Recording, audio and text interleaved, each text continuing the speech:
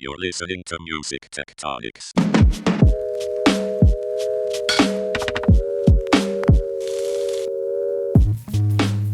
Welcome back to Music Tectonics, where we go beneath the surface of music and tech. I'm your somewhat irregular host, Tristra and Darryl, Chief Strategy Officer at Rock Paper Scissors, the PR firm that specializes in music innovation and music technology. I recently got to catch up with a longtime friend and supporter of Music Tectonics, Darryl Ballantyne, the CEO and founder of LyricFind. Since co-founding LyricFind in 2004, Darryl has grown LyricFind to be the largest licensed lyric database in the world. Having established decade-long relationships with the majors and over 6,000 music publishers from around the world, LyricFind is trusted as a premium provider to top industry clients, including Amazon, Google, YouTube, Deezer, and many, many more. Now, for those of you who listen regularly, you know Darryl has been on the podcast before to talk about how LyricFind pioneered lyrics as a revenue stream for creators and rights holders, and about all the innovative tools LyricFind builds for an evolving music industry. This time, Darryl and I got to talk about filtering explicit content. You know you want to hear about that. How people interact with music differently while they're driving, the dark side of Hanson, and so much more. So stick around and come check out these surprising stories about lyrics and music tech. Hey, Darryl, welcome back to the Music Tectonics podcast. Thanks. Happy to be back. And this time talking to you instead of Dimitri. It's nice to... I know. We wanted to mix it up a little bit, just so you get to talk. You get to be subjected to the other host. Exactly. I'm an equal opportunity guest. I love it. Well, lyrics can do a lot of really cool things. And one really important aspect of lyrics is how they can help us find and sort songs effectively. So basically be able to curate not just by genre or BPM, but by emotion or even subject matter and a bunch of other parameters. So I was wondering if you could tell me a bit about the state of lyric-based curation and how you see lyrics shaping the way people are finding and putting songs together for specific purposes, whether that's for like a fitness class or for some kind of brand campaign. How do things look from LyricFind's perspective? Yeah, that's definitely a key area that we've been working a lot on, and we think that it's extremely powerful and extremely important.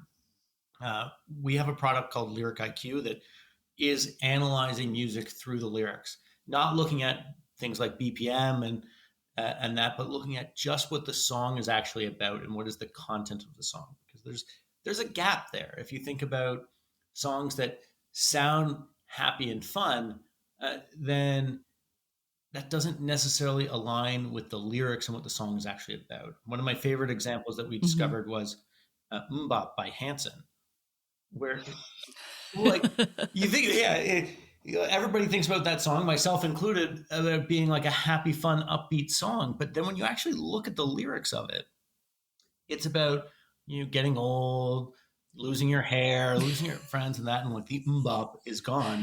The excitement of life is gone, and it's actually kind of depressing. And if you're trying to find the right song for an ad campaign or for a workout or like that, then and you want something that's happy and fun, or a TV show or a movie or any of these different sync licensing opportunities, that might not be the right song. Or Pumped Up Kicks is another one where it sounds happy and fun, but it's about a school shooting, so it's not. Yeah, it's not the right lyrics. The audio sounds one way, and the lyrics are actually another way. So it's really important to be able to differentiate between those and identify those to get the right song for the moment. So using the Lyric IQ and both the emotion analysis, sentiment analysis, content filtration, things like that, we're helping a lot of services with that kind of problem and helping them to identify the emotions and sentiment and topics that are in the song and what it's actually about, to be able to filter that in or out or make better decisions in playlists or sync licensing or any of those types of areas. Think about in-store music, for example. it's key to have the right type of lyrics, not just the right type of music in that scenario. So it's actually a really, really interesting area, and it's been fun to kind of explore and make those MMMBop discoveries that blew my mind, and a really good laugh about. Really realize that I've thought about that song entirely wrong my entire life. It's great by using AI, you're able to do a deeper literary analysis of the work of Yes, Hansen. yes. I mean, that's really what the people have been clamoring for. That's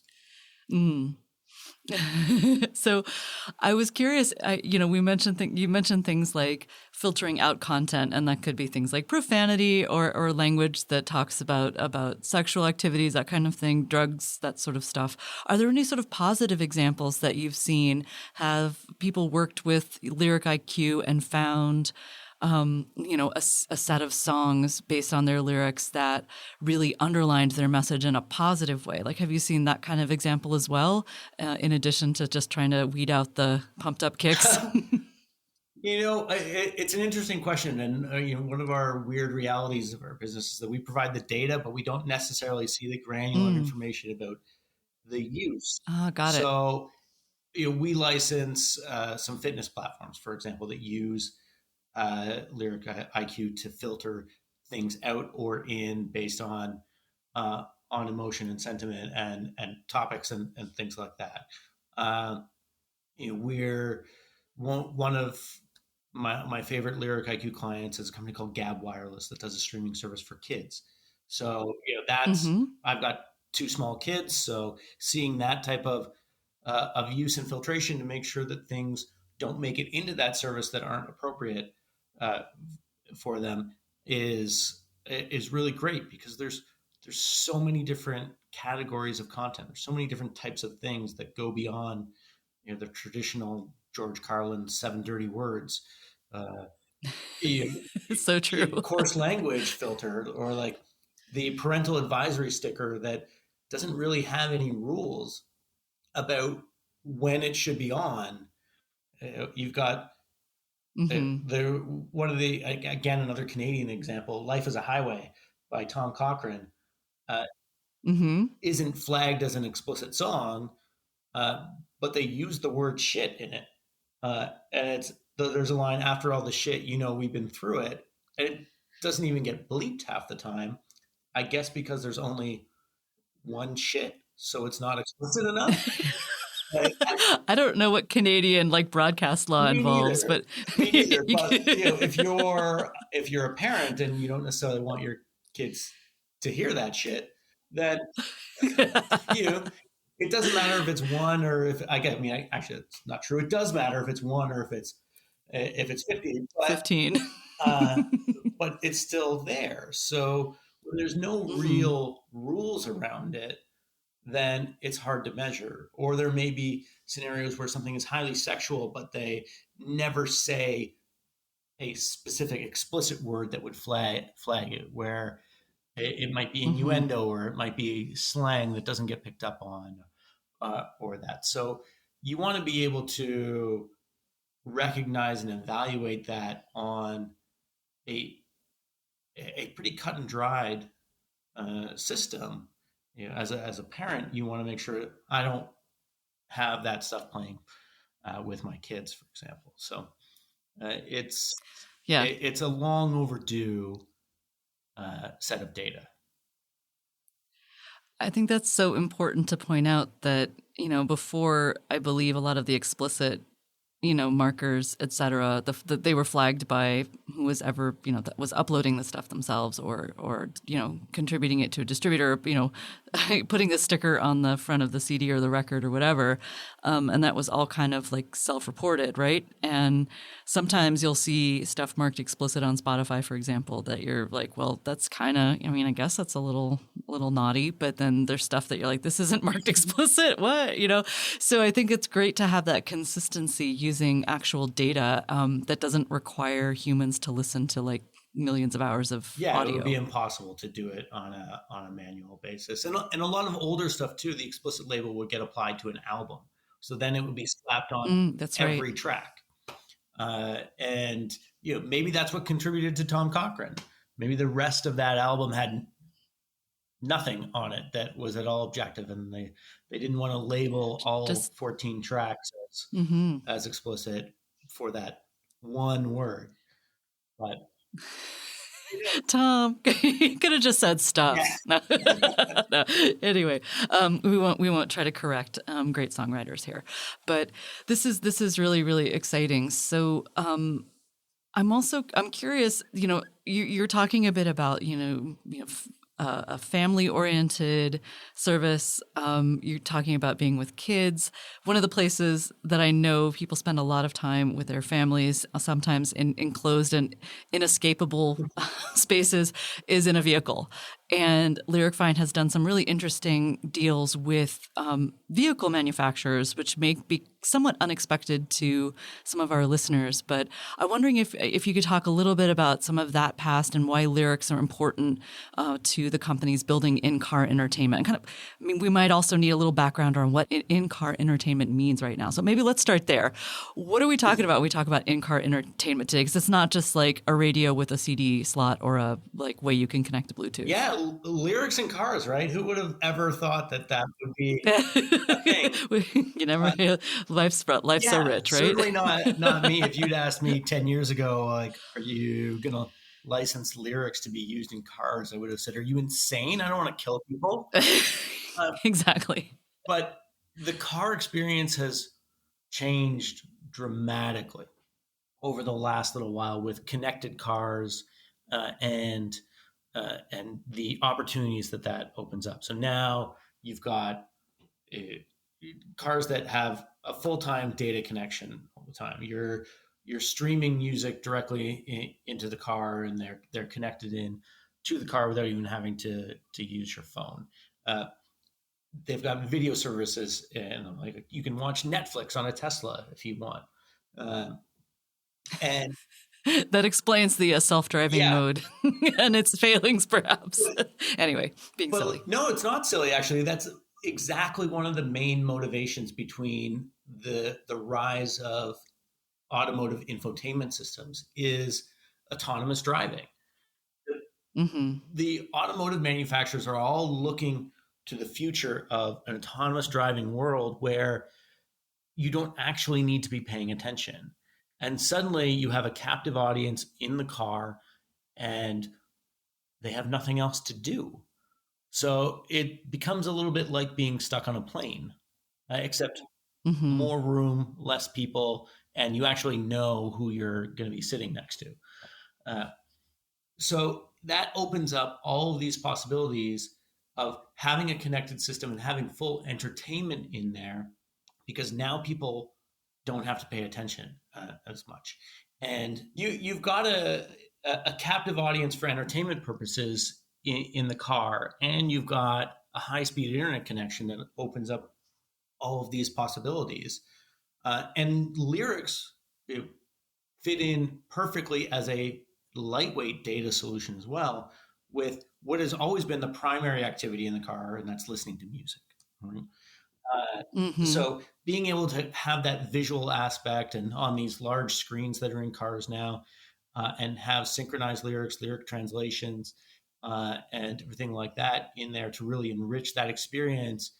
Right now, not for the driver, but for everybody else that's in the car, creates huge value and huge entertainment value for everybody that's there. So we're able to now provide lyrics to the car over its own connection, have the translations in there, have the synchronization in there. And if you go and buy a new Mercedes right now, you'll get lyrics with that car that's coming from LyricFind. And we have 4 or 5 other OEMs launching with lyrics over the next year. So it's going to start to be really everywhere over the next short period of time as a key component to the connected infotainment system.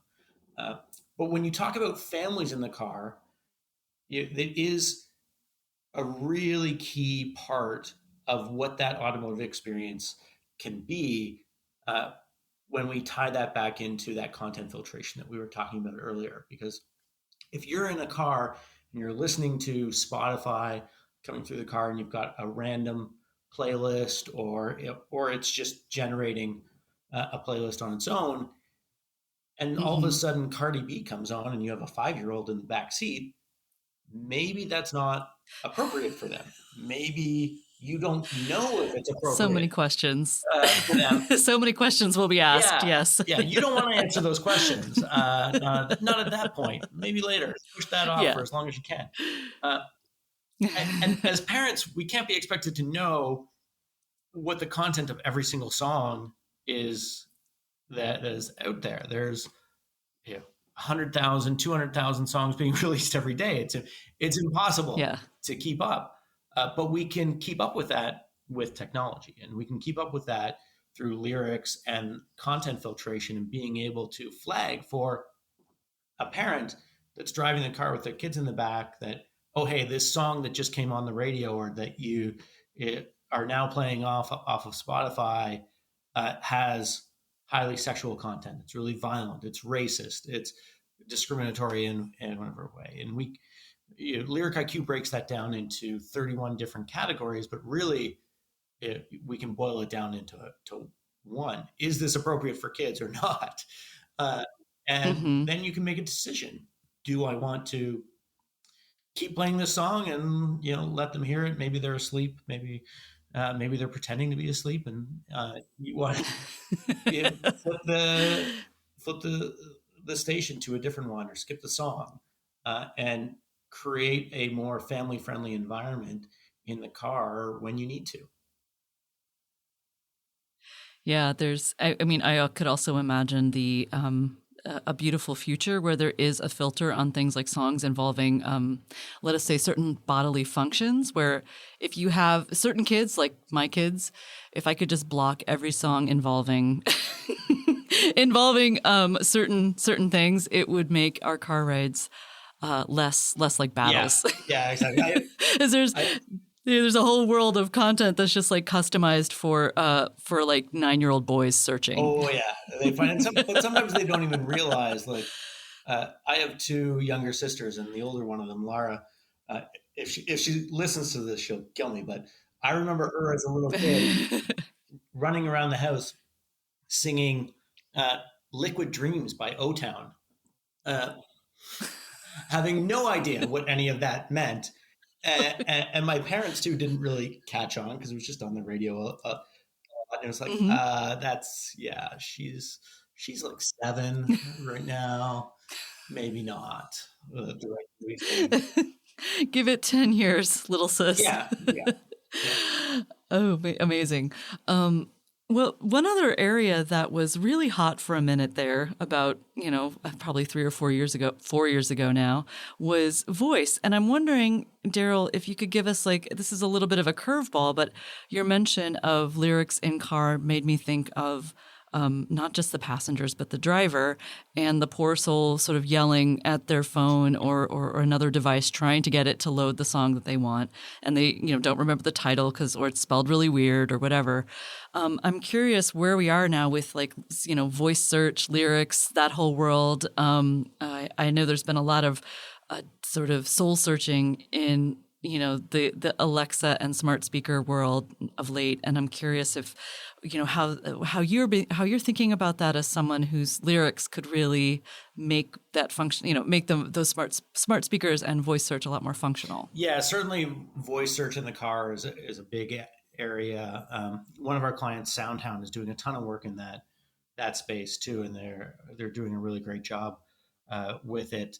But pretty much all automotive OEMs are implementing voice controls at one level or another, because it just makes so much sense. When you need to search through all the music in the world, you can't do that typing on a screen when you're driving. You can't do that imagine using like T9 type of texting, and that's kind of what a lot of automotive interfaces are right now. So voice just circumvents all of that distraction and makes it super easy. So being able to search not just on artist and song name, but also on lyrics when you want to play a song, or asking for playlists by theme. Play me songs about Toronto, play me songs that are happy about driving, or things like that. All of that can be enabled through voice search and metadata around the music to make that much, much easier to do and much safer to do. Like, a lot of things in automotive really come down to safety. Can you do this task without causing somebody to run off the road and crash into a tree? So that's the biggest decision maker factor in a lot of these implementations is it safe? Can we make it safe? And how can we make it safer and enable more functionality and features there? So definitely voice is going to be more and more important in automotive going forward. I would expect that in the not too distant future, pretty much everything that is done will be through voice, or will be able to be done through voice in the car, to minimize those distractions where you're not turning and looking at a screen and taking your eyes off the road. That's exciting. I can't wait to yell lyrics at my car and have it play music. Yeah. Hey, Tesla, play me the song that goes this, right? Yeah, exactly. Dum da da da dum da da. Yeah. Oh yeah. Get it. Who knows what'll come up? It'll be exciting. All right. I want to, we've talked a little bit about the future, about all sorts of cool things that are just emerging, but I wanted to now take a little trip down memory lane with you, Darryl, because you started LyricFind at a time when things were really different than the way they are now, in a very specific moment of both the internet and lyrics and the music industry. And you've seen a lot of changes to music and tech. So a lot of our listeners are, have a startup or are working maybe in a more entrepreneurial way within a larger company. And so I thought it would be really fun to talk to you a bit about that journey and your experiences. I hope you don't mind. So when you think about that journey, what lessons did you learn that you'd like to share? What would you say to yourself, many years ago, as you were getting started, that you think might be helpful to other founders who are getting started right now? Oh man, well, I'm it's a big one. I'm so old now, I've forgotten most of it. You just blocked it all out. It's like so long ago. There's definitely a lot of things that I learned along the way. There were a lot of mistakes that I made along the way. Sometimes we made the right decision, and sometimes we made the wrong one. Some of the right decisions that we made, find people smarter and more experienced than you and get them involved as soon as possible. For us, having people like Ted Cohen, Andrew Stess, Milt Olin, and them involved from an early stage saved us so much time, so much money, so many headaches, and being able to leverage their experience and knowledge and connections, because there was a ton that we did not know. We were coming into this industry straight out of university, had no institutional knowledge ourselves, very minimal connections. I was fortunate enough to meet Ted at a conference early on and have him kind of adopt me. Having people like that around, it prevented us from making a lot of bad decisions early on, and kept us going and saved the company in many, many ways. Like, every person there multiple times did something that stopped the company from being bankrupt and disappearing. So I can't stress enough how important it is to have experienced people and advisors around you from an early stage to help steer you in the right direction. But I also did stuff the wrong way. Sometimes when we were trying to raise money early on, I was terrible at it. Well, my biggest shortcoming as a founder is my inability to fundraise. I never did it the right way. Obviously, we never succeeded in raising any money. The only person I was able to raise money from when we were really trying was my mother, and she had that obligation. As soon as she had me, anyway. So she'd already signed up for that or decades ago. But not focusing on that. In the end, it worked out fine. Obviously, we're still here, and I'm happy that we didn't take a bunch of money from a VC early on and be kind of beholden to that. But it was hard. It was tough that we couldn't do everything that we wanted to do early on because we had to bootstrap everything. And if you're going to be raising money, then you pretty much need to focus on just raising money and do it in an organized way. And there's lots of stuff that's written out there now about how to organize that and how to be efficient at it. But I never followed any of that, and I never succeeded in raising money. So, it's interesting because your biggest mistake may also be one of your greatest strengths, because while it's wonderful to be able to raise money and that can be the right thing for certain kinds of businesses, being forced to build slowly and methodically is also kind of a blessing in disguise, perhaps. So it's kind of amazing that you persisted and kept building a business that's remained viable. That's pretty impressive. I mean, you're right that it ended up being one of our biggest strengths in the end is our independence and not being stuck on the schedule of a VC fund that needs a liquidity event within 5 to 10 years, because we didn't really hit our stride until more than 10 years into it.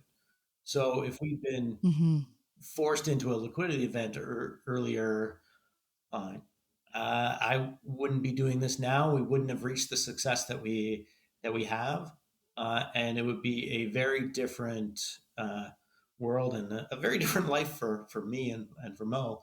That's for sure.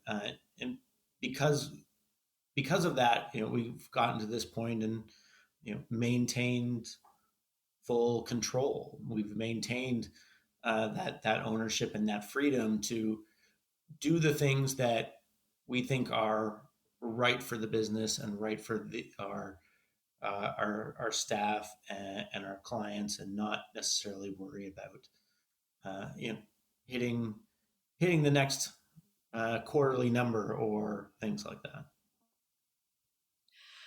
You're in an interesting position in the business in that you sort of, you came into this and created a new market. I mean, there wasn't, prior to LyricFind, there wasn't really lyric licensing per se as an independent, income stream. And because you're kind of new to this, you have this whole new area. I'm sure you had to make a lot of complicated decisions about technology because there's really nothing that's sort of ready-made for what you were doing. I'm wondering if there were sort of, overall lessons you learned about deciding how to, what technologies to use, how to sort of sort out in a more like big picture way what was hype versus what was like could be a really fundamental part of your business. So you went with AI, and you've been working with machine learning and AI, I think, for what, like 4 years now? I'm thinking about when Lyric IQ launched. It's been years. But I don't know. It all comes a blur with the pandemic. It's like, what is time? Exactly. That was just like before it started in before times. However, I've never heard LyricFind breathe a word about things like blockchain, which is so. How did you make those decisions as a leader? I mean, that's fine. People can like blockchain all they want. It's not no shade thrown at blockchain, but you've made very clear decisions about technology, and I'm wondering how you made those decisions, and if you have anything to share with emerging founders on how to make those decisions. So a lot of that comes down to my co-founder and CTO, Mo. He keeps an eye on a lot of the emerging technologies and tries to figure out what's real and what's not, and what's useful. And he's never been a fan of blockchain for the music industry and for publishing rights in particular, just because it doesn't actually solve an issue that we have. We don't have a problem keeping track of ownership information that we have. We have a problem getting ownership information in the first place. And yeah, amen to that. I've always used the analogy that like garbage in equals garbage out, regardless of how nice that garbage can is that you store it in. And that's really what a lot of music publishing ownership information is, because people, and it happens on both ends of the spectrum, whether it's the indie artist who just doesn't know any better, or huge publishers that just are so antiquated that they haven't caught up. Now, most of them have now. They're much, much better now than they used to be in the years past. But we have publishers that we've dealt with that can't tell us what they own. And if they can't tell us what they own, then what good is blockchain going to be for that if the people who actually own it can't do it? Or people that are creating a song, if you've got a guy in a garage that is recording a cover of Don't Stop Me Now or something, and they release it, they don't know that, oh, I have to register that this is the song, this is Queen, this must be owned by Sony ATV then, because it's like, they don't know, and you can't reasonably expect them to know. So they're not going to register it, because with the amount of music that's being released now, it's impossible to manage that on the long tail. So blockchain has never solved anything for us about how we manage data or how we store that ownership. Like a regular database works just fine. It's getting that information really at the point of creation that is a problem. And you're never going to be able to do that with the scale and long tail of creation that's happening now. So there isn't really a technology solution to having proper ownership and tracking of every song that's released now, because it's just the Wild West out there. So you can't use something like blockchain. You have to do things like the MLC, and the MLC is a good step in the right direction, where it forces people, if you're going to try to go after somebody for statutory damages for copyright infringement, then you need to have registered it there. That makes sense, right? To let people know. It would be interesting if DSPs started only accepting content if all of that ownership was properly tracked and recorded and registered when it was uploaded. I don't think that anybody's going to do that, because it would put them at a massive competitive disadvantage compared to the other services. So that's unlikely, but could help solve the problem. But blockchain doesn't solve any of that, at least not in the music industry. But AI has proven, at least for organizing information, to be really a benefit. And you have such a huge data set that AI can be, machine learning and large models can do lots of really cool stuff. Yeah, absolutely. And we're using AI for a lot of different things on our back end. We're pretty much always pairing that with human curation, though, because it's not perfect. It's not something that you can set it and forget it and never have to look at it again, because it's going to spit out exactly what you need. For the foreseeable future, you're going to need that level of human curation and moderation to make sure that things are actually correct and not embarrassingly wrong. But it's getting there. And there's a lot of things where AI is a really useful tool. Like translation is one of those, where you can make translators so much more efficient by using AI. Word by word synchronization, which is super tedious and time consuming and expensive to do manually with a human, but you can use AI to get pretty close and then fix it from there and be much more efficient and cost effective. So there's a lot of stuff like that where the AI tools that are becoming available now can really make humans much more efficient and effective. And it enables us to make so much more content available. And as a result, generate more revenue for the songwriters and publishers that own that content, because so much more can be covered, so much more opportunity is unlocked by that efficiency, that really grows the market overall. On that cheery note, thanks so much for talking to me today, Darryl. This was really, really cool, and I love how we got to talk about everything from cars to cars to translations to all that good stuff. So, thanks so much.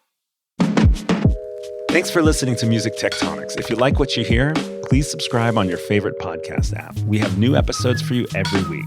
Did you know we do free monthly online events that you, our lovely podcast listeners, can join? Find out more at musictectonics.com. And while you're there, look for the latest about our annual conference and sign up for our newsletter to get updates. Everything we do explores the seismic shifts that shake up music and technology, the way the Earth's tectonic plates cause quakes and make mountains. Connect with Music Tectonics on Twitter, Instagram, and LinkedIn. That's my favorite platform. Connect with me, Dimitri Vitsa, if you can spell it. We'll be back again next week, if not sooner.